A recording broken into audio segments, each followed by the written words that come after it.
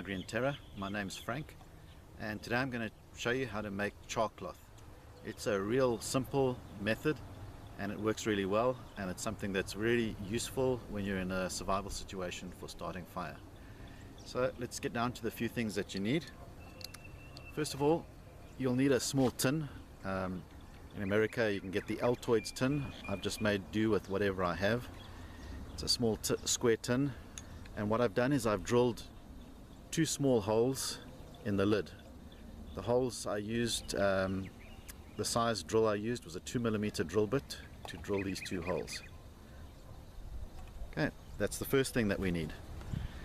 The second thing that we need is some cotton cloth that's cut to the size to fit into your tin. This cloth is important. It needs to be 100% cotton. No synthetic fabrics like nylon or anything like that. So cut a few pieces, 4 or 5 pieces, to fit your tin. The third thing, and probably the most important thing we need, is fire. So I've got a ferro rod here, which I'm going to use to start a fire, and once the fire is started and going well, I'll get back to you and we'll carry on with how to make char cloth. Okay, the next step in making your char cloth is very easy.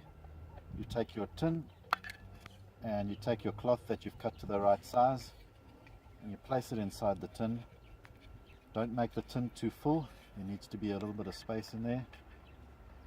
Close up the lid. And the next step, once your fire is going, is to place your tin in the fire. If you place your tin towards the edge, not right in the middle, that should get enough heat, and once that gets going I'll show you the process further.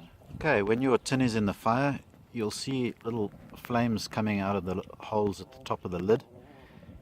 That's not a problem, that's normal. That's the gases from the cloth that are burning as they're coming out.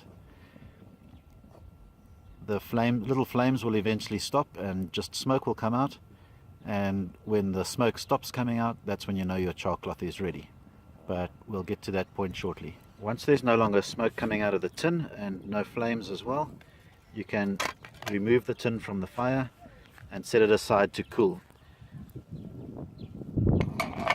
Okay, the tin is cooled now, and let's open it up and take a look. There we go, there's the char cloth. As you can see, the cotton cloth that was white has turned to black and basically turned to carbon, and it still holds its shape pretty well. I normally store my char cloth in the same tin that I made it, so just tuck it in there, close it back up, and we've got some char cloth ready for starting fires. I'll show you how to start a fire using char cloth in another video. Thank you for watching.